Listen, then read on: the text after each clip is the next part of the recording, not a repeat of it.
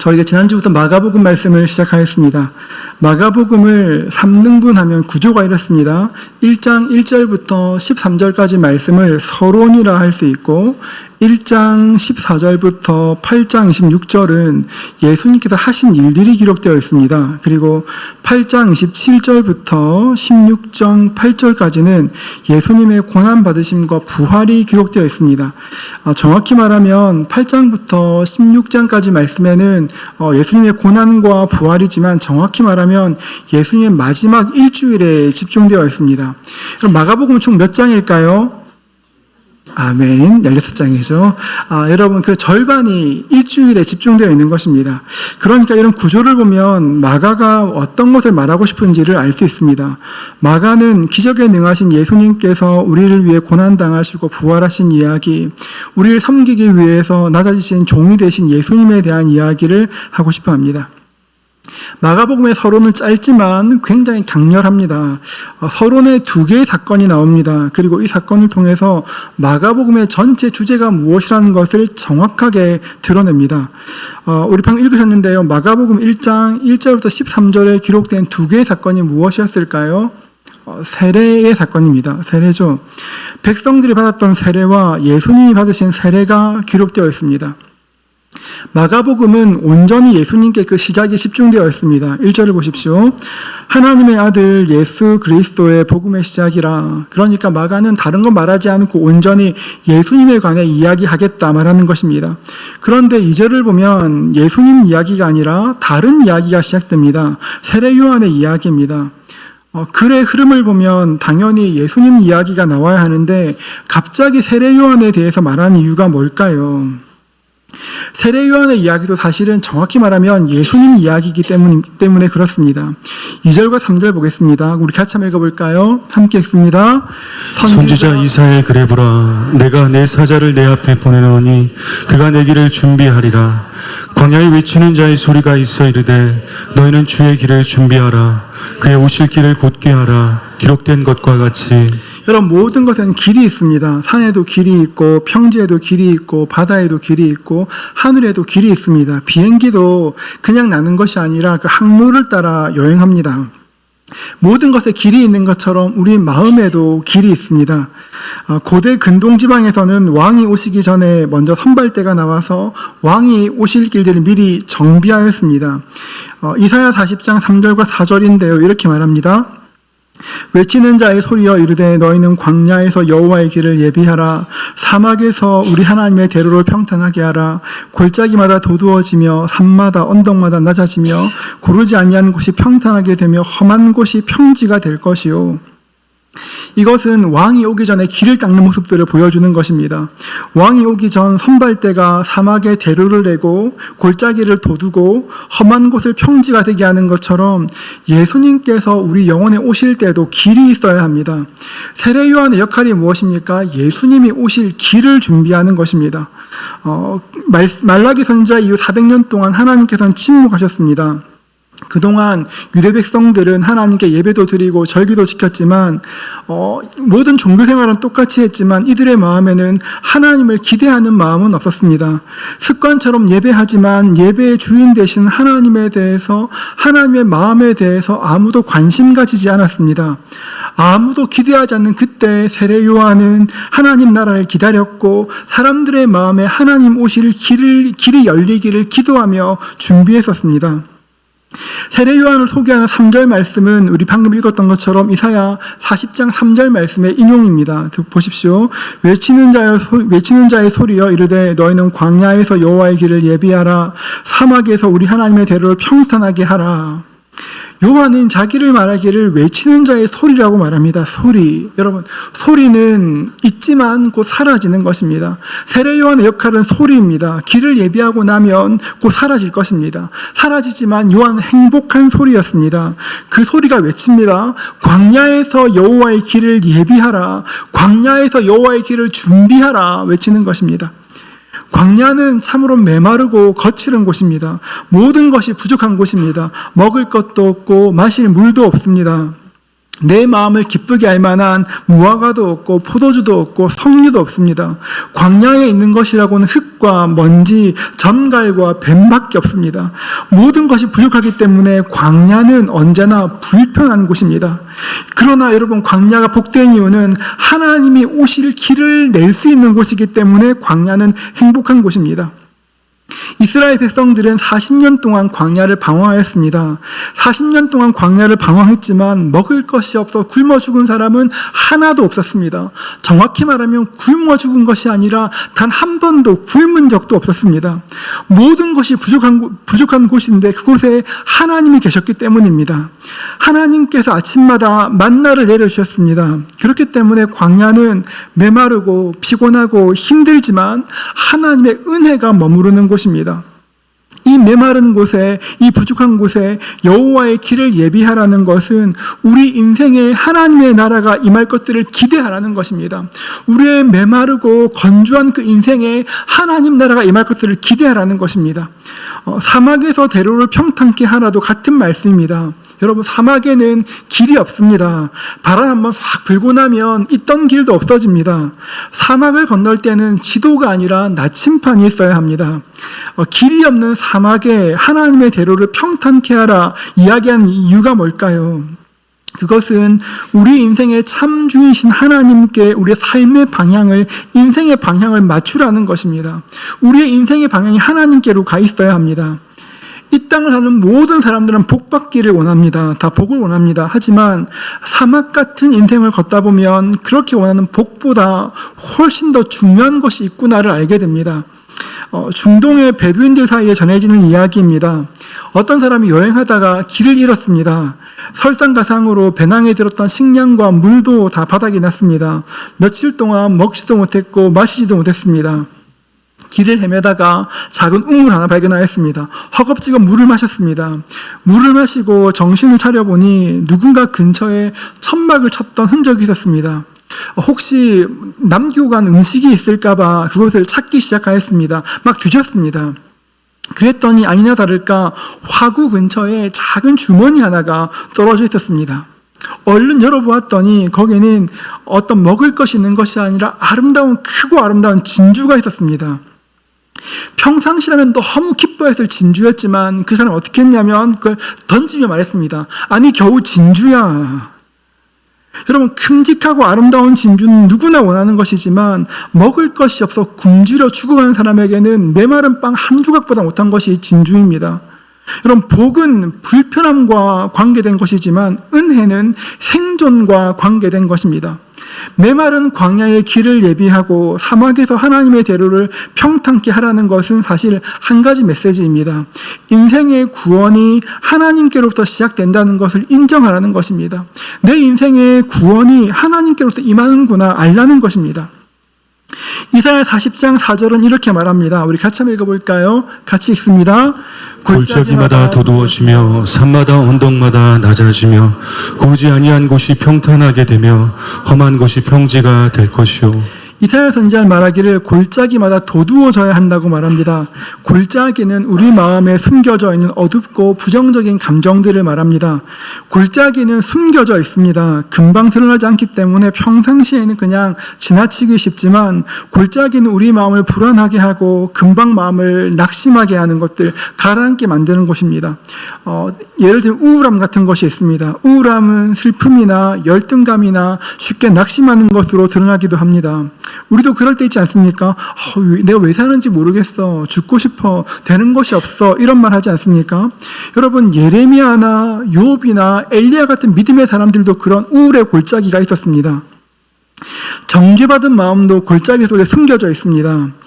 가끔씩 여러분, 나도 모르게 혼잣말 할 때 있지 않으십니까? 그냥 중얼거리는 혼잣말이 아니라 예전에 했던 너무 부끄러운 일이 떠올라서, 실수가 떠올라서 나도 모르게 혼잣말 할 때가 있습니다. 너무 창피하고 부끄러워서 더 이상 기억하고 싶지 않은 말이나 행동들을 나도 모르게 곱씹습니다.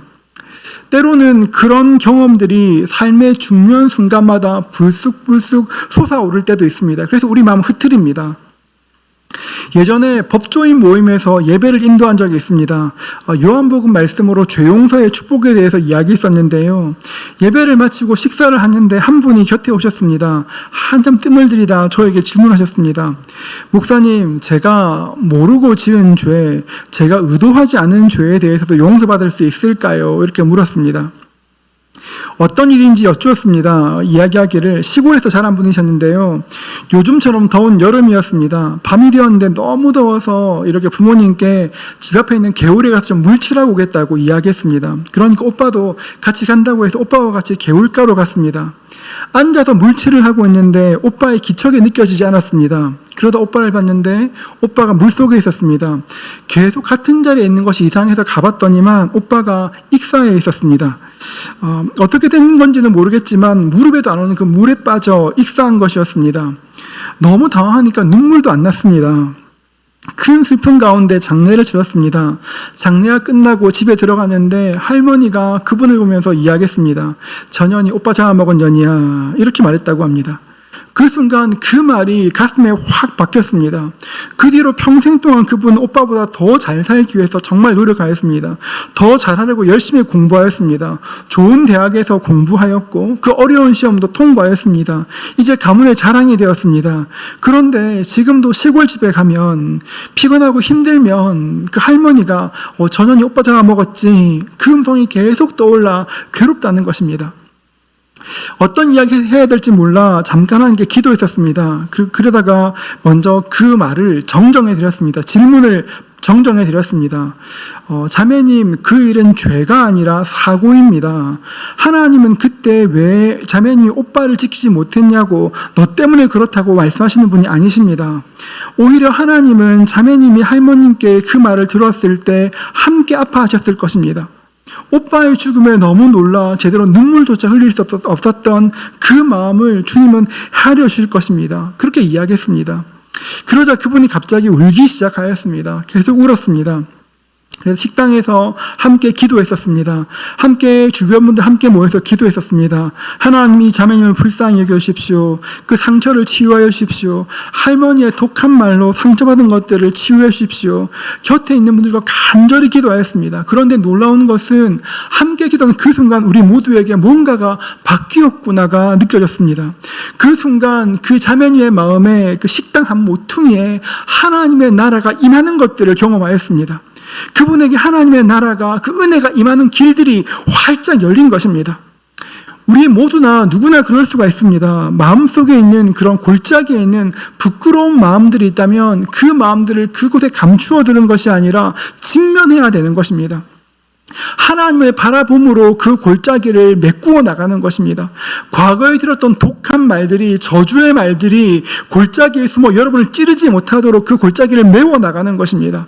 여러분, 그것들은 내가 하는 것이 아닙니다. 우리의 좋은 친구 되신 예수님께 맡겨드리는 것입니다. 예수님, 저에게 이런 상처가 있습니다. 이런 아픔이 있습니다. 그런 말들이 결정적인 저를 괴롭힙니다. 하나님께 아뢰는 것입니다. 그럴 때 내 마음의 골짜기를 도둑달라 기도할 때 주님께서 우리 마음에 오시는 길이 열리게 되는 것입니다. 골짜기마다 도두어지며 산마다 언덕마다 낮아지며 고르지 아니한 곳이 평탄하게 되며 험한 곳이 평지가 될 것이라고 이야기합니다. 여러분, 골짜기를 메꾸었다면, 골짜기를 도두었다면 이제 언덕들을 낮아지게 해야 합니다. 여러분, 산과 골짜기는 보통 붙어 있습니다. 골짜기가 깊은 곳에 산이 높습니다. 여러분, 마음이 굉장히 골짜기가 깊은 사람이 있다면 반대로 굉장히 높은 마음이 있을 때가 있습니다. 겉으로 볼 때는 정말 겸손하고 나이스해 보이지만 그 속은 전혀 다를 수도 있습니다. 사실 골짜기는 자세히 봐야 숨겨진 것들이 보이지만 산과 언덕들은 한눈에 보입니다. 교만이라는 것은 인간에게 원죄와 같습니다. C.S. 루이스는 말하길 교만이야말로 죄 중의 죄요 가장 큰 죄이며 다른 모든 죄악은 교만에 비하면 마치 벼룩에 물린 자국 같다, 이렇게 말하기도 하였습니다. 여러분, 교만은 자기를 높이는 것입니다. 나를 자랑하는 것이 교만입니다. 여러분, 그런데 이 말에 함정이 있습니다. 교만한 사람들이 하나님의 은혜를 부정하지 않습니다. 하나님께서 나를 도우셨다는 것도 압니다. 하나님 나를 도우셔서 내가 여기까지 왔지, 하나님 나를 함께 하셔서 여기까지 왔지 압니다. 그런데 하나님 나를 도우셨지만 나도 좀 열심히 했지, 그 마음이 있습니다. 제가 어느 정도 성공한 분들을 만나면 적어도 제가 만나본 분들 중에서는 눈 떠보니까 그냥 거기 있더라, 그런 분들은 거의 없었습니다. 그분들은 겸손하시게 목사님 제가 시대를 잘 만났어요, 좋은 사람 만났어요 이야기하시지만, 이야기를 들어보면 거의 모든 분들이 눈물의 빵을 먹고 고생의 떡을 먹으며 거기까지 갔습니다. 그 눈물과 고생 덕분에 물질의 복도 받게 되었고 삶의 여유도 누리게 되었습니다. 고생이 많았으면 많았을수록, 어려움이 컸을수록 성공의 열매도 참으로 달콤합니다. 이렇게 고생하고 성공하신 분들이 쉽게 빠지는 함정이 있습니다. 공로의식입니다. 내가 있다는 겁니다. 내가 얼마나 고생하는지 아냐고, 당신들도 고생하면 나처럼 될 수 있다고 이야기합니다. 여러분, 그런데 당신들도 나처럼 고생하면 될 수 있어 말하는 그 말에 어떤 말이 있습니까? 지금 당신이 어려운 이유는 고생 덜해서 그래, 그런 말이 있습니다. 그러면서 말합니다. 요즘 젊은 사람들 너무 나약해, 고생을 몰라 이야기합니다. 물론 그러면 있을 것입니다. 하지만 그렇게만 말하기에는 인생은 참으로 복잡합니다. 나처럼 고생하면 돼 말하지만 과거로 돌아가서 똑같이 고생한다고 해도 지금처럼 된다는 것은 굉장히 어려운 일입니다.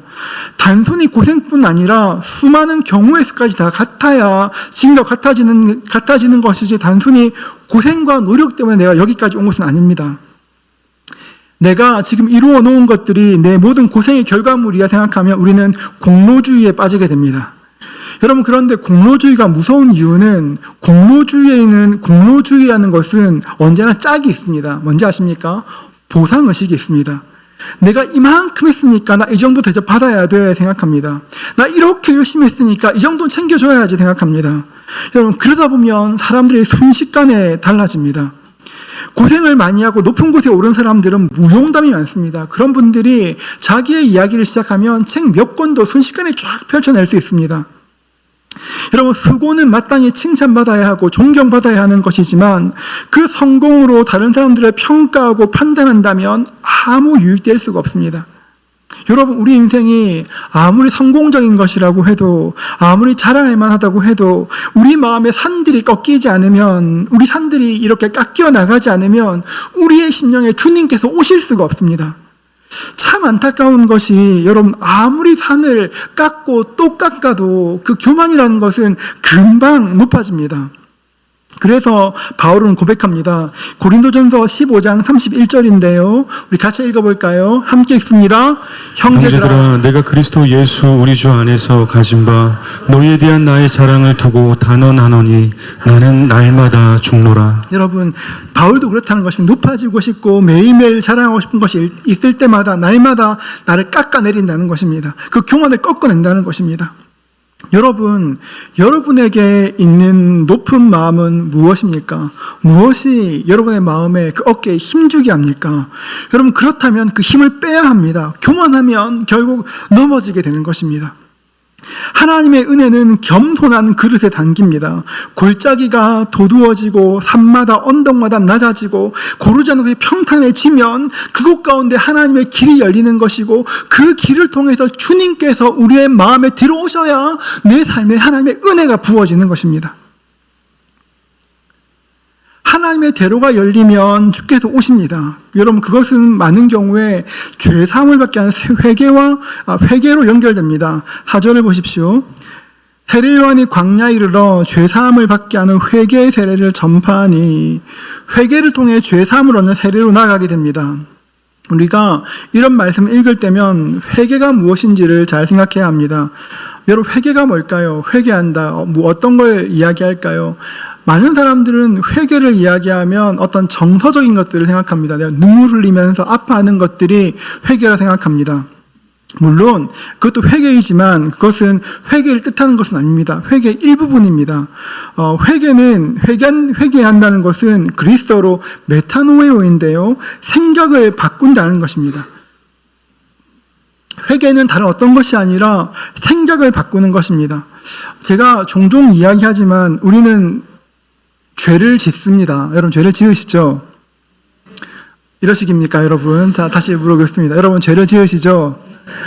여러분 근데 우리가 짓는 죄를 한번 떠올려 보십시오. 종류가 다양하지 않습니다. 보통 이렇게 서너 가지 죄가 반복적으로 계속 짓게 됩니다. 그렇죠 여러분? 다양하시면 큰일 납니다. 그런데 이게 왜냐면 몇 가지 죄를 반복해서 짓다 보면 우리도 모르게 죄에 대한 저항감이 낮아집니다. 그러니까 죄를 짓고도 이게 내가 죄를 지었나 잘 생각하지 않습니다. 그럴 수 있지. 남들 다 아는데. 아니면 죄를 지었지만 회개하지 않습니다. 아무것도 아닌 것처럼 넘깁니다. 여러분 그런데 우리가 죄를 짓고 있는 동안은 잘 모르지만 확실한 것은 죄에는 대가가 있습니다. 성경은 이렇게 말합니다. 로마서 6장 23절인데요. 같이 읽어볼까요? 함께 읽습니다. 죄의 삭은 사망이요 하나님의 은사는 그리스도 예수 우리 주 안에 있는 영생이니라. 죄의 삭은 사망입니다. 여러분 죄를 눈에 안 보인다고 해서 내가 짓는 죄가 내 마음에 거리낌이 없다고 해서 이게 죄가 아닌 것이 아니라 모든 죄에는 죄의 값이 있습니다. 자주 지으니까 그 죄에 대해서 무감각해지는 것일 뿐이지 죄의 값이 있습니다. 어쩌면 나름대로 죄에 대해서 저항했던 분도 계실 것입니다. 내가 같은 죄를 지을 때마다 수도 없이 다짐하고 내가 다시는 안 그래야지 눈물로 회개한 분도 많으실 것입니다. 여러분 그러나 분명한 것은 우리의 의지로는 절대 죄를 이길 수가 없습니다. 내 힘으로는 죽었다 깨어나도 죄를 못 이깁니다. 로마서 7장 18절은 이렇게 말합니다. 우리 같이 한번 읽어볼까요? 같이 읽습니다. 내 속 곧 내 육신에 선한 것이 거하지 아니하는 줄을 아노니 원함은 내게 있으나 선을 행하는 것은 없노라. 우리에게 죄를 짓지 않겠다는 원함은 있지만 그 선을 행할 능력이 없습니다. 이것이 현실입니다. 그래서 우리가 해야 되는 것은 주님께 도움을 구하는 것입니다. 로마서 8장 5절과 6절은 이렇게 말합니다. 육신을 따르는 자는 육신의 일을, 영을 따르는 자는 영의 일을 생각하나니 육신의 생각은 사망이요 영의 생각은 생명과 평안이니라. 여러분 우리가 죄에 대해 싸울 수 있는 가장 좋은 방법은 그 죄에 저항하는 것이고 동시에 성령님께 도움을 구하는 것입니다. 육신의 일을 따르는 자는 육신의 일을 생각하지만 영의 일을 생각하면 영의 일을 따르게 됩니다. 여러분 어떤 죄를 지을 때 그 죄에 저항하십시오. 나 이제 그 죄에 너무 내 삶의 습관처럼 될 수 있습니다. 여러분 회개한다는 것은 감정을 어떻게 고치는 것이 아니라 생각을 바꾸는 것이라 말씀드렸습니다. 그런데 생각을 바꾸는 것이 굉장히 어렵습니다. 왜냐하면 그 죄라는 것이 어느새 우리의 습관이 되었을 확률이 굉장히 높기 때문에 그렇습니다. 수없이 그 죄를 짓다 보니 어떤 자극이 오면 그렇게 반응하는 것이 우리의 습관이 되었습니다. 이것을 바울은 말하기를 견고한 짐이라고 이야기합니다. 내가 죄를 지을 때마다 이거 내가 못 이기지, 회개도 안 되지, 해봤자 아무 소용없지, 그런 생각이 듭니다. 우리가 해야 될 것이 무엇입니까? 그 생각을 바꾸는 것입니다. 내가 기도해봤자 소용없지가 아니라 내가 이 죄와 싸워도 못 이기지가 아니라 내가 이렇게 회개도 소용없지 생각이 들 때 하나님께 도움을 구하는 것입니다. 주님 제 생각을 바꾸십시오. 저는 아무리 회개해도 이 죄를 못 끊을 것 같습니다. 하나님 그 죄의 욕망이 들 때마다 그 생각을 바꾸어 주십시오. 기도할 때 내 삶의 생각이 변화하게 되는 것이고 참된 회개로 이어지는 것입니다. 여러분 우리에게 그 죄는 못 끊지 바꿀 수 없지 생각하는 그 생각에 저항하셔야 합니다. 그리고 주님을 초청해야 합니다. 주님 육신의 생각을 끊어주십시오. 성령의 생각을 주십시오. 기도해야 되는 것입니다. 그럴 때 주님께서 도와주셔서 육신의 생각을 성령의 생각으로 바꾸어 나가게 될 것이고 나에게 있는 생각의 견고한 짐들이 무너지는 것들을 경험하게 될 것입니다. 예수 믿는 것은 생각이 아닙니다, 여러분. 예수를 믿는다는 것은 내 삶 가운데 변화가 일어난다는 것입니다. 절대로 못 이길 것 같은 그런 죄를 싸우는 것이고 이기는 것이 예수 믿는 것입니다. 세례는 무엇입니까? 지금 요한이면 회개의 세계를 뭐냐면 더 이상 내가 육신을 따라 살지 않겠다고, 성령을 따라 살겠다고 결단하는 것입니다. 내가 회개한다는 것은 그런 의미입니다. 우리가 세례받는 것은 더 이상 육신을 따라 살지 않고 성령을 따라 살겠다고 결단하는 것인데, 여러분 9절에 보면 좀 의아한 일이 있습니다. 9절 말씀 같이 읽겠습니다. 함께 읽습니다.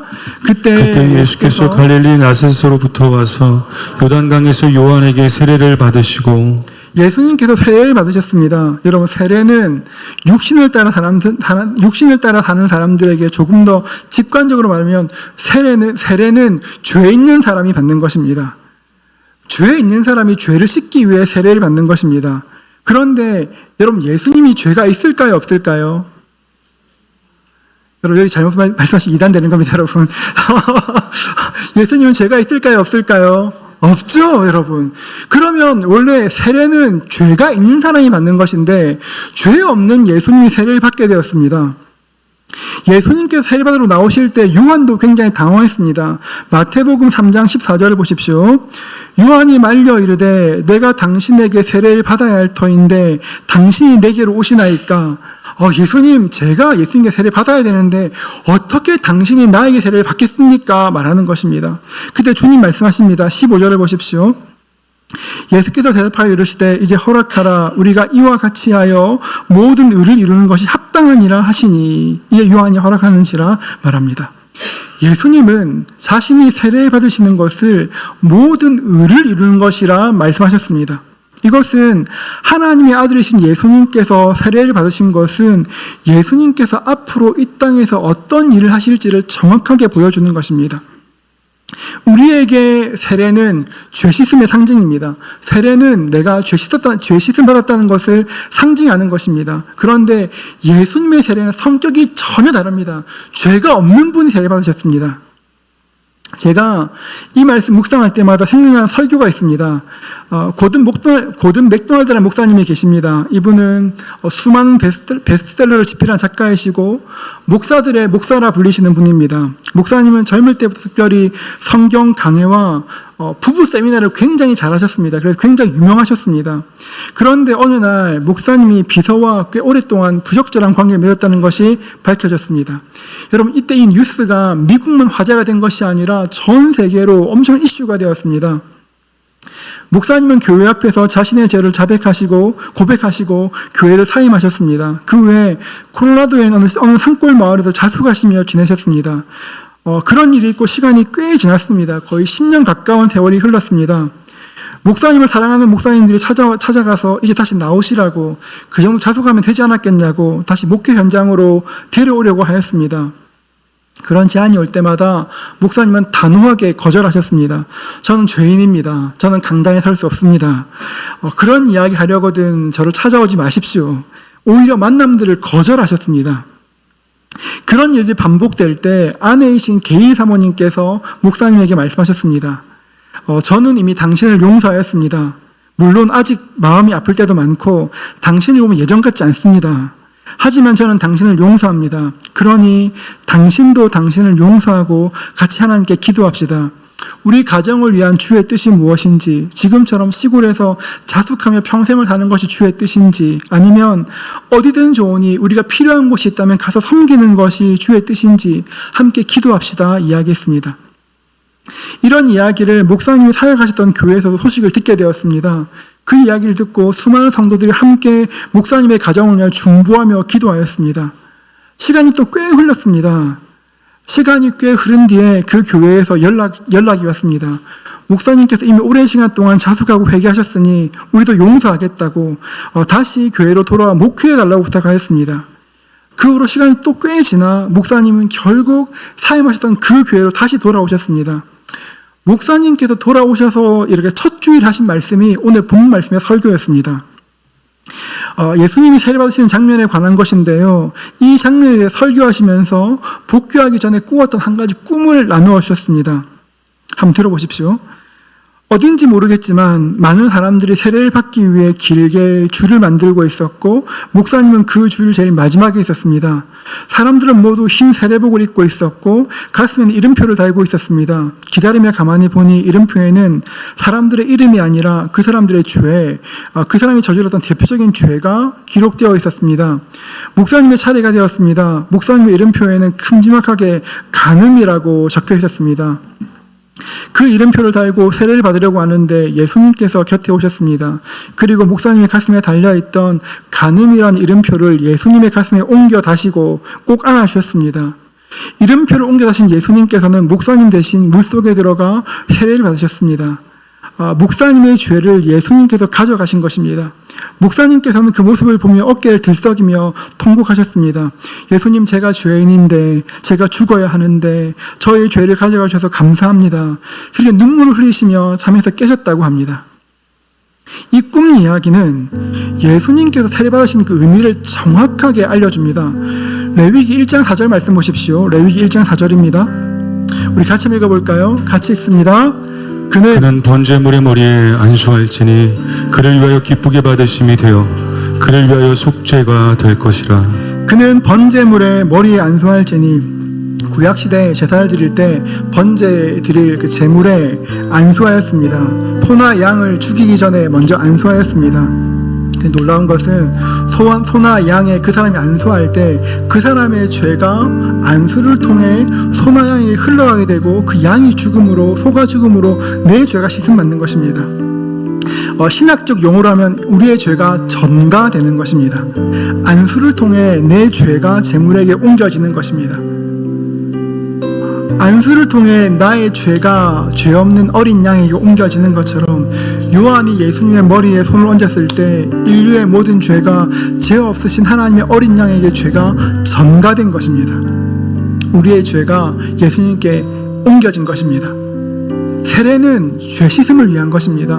내가 이제 생각을 바꾸겠습니다. 거룩하게 살겠습니다. 난 예수 믿습니다. 표식으로 세례를 받습니다. 그런데 예수님의 세례는 우리의 죄를 담당하시기 위해서, 죄가 되시기 위해서, 죄를 짊어지시기 위해 우리를 위해 세례 받으신 것입니다. 예수님께서는 우리의 죄를 가져가시고 십자가에 달려 죽음 당하셨습니다. 우리의 죄가 전가되었습니다. 그렇기 때문에 이제 우리가 해야 될 일은 우리의 죄를 짊어지고 십자가에 달려 죽임 당하신 부활하신 그 예수님을 우리 마음에 영접하는 것이고 환영하는 것이고 한없는 감사를 드리는 것입니다. 우리를 위해 이 땅에 오신 예수님께 더욱더 감사할 수 있기를 주의 이름으로 축복합니다. 여러분, 예수님의 은혜에 감사하십시오. 우리의 죄를 담당하신 예수님 바라보십시오. 그럴 때 우리 인생이 세상에 줄 수 없는 평안이 임하게 될 것입니다. 여러분을 계속 넘어뜨리게 하는 죄는 무엇입니까? 습관적으로 짓는 죄는 뭡니까? 너무 죄를 자주 지어서 회개도 안 하는 죄는 뭡니까? 그런 죄가 있다면 주님께 아뢰십시오. 하나님, 제가 참 자주 짓는 죄인데 이제는 너무 많이 짓다 보니까 죄인지도 모르겠습니다. 하나님께 아뢰면 생각을 바꾸시고 그 죄와 싸울 수 있도록, 이길 수 있도록 은혜를 주실 것입니다. 우리 모두에게 주 예수의 보혈을 의지함으로 죄를 이길 수 있는 은혜가 임할 수 있기를 주님의 이름으로 축복합니다.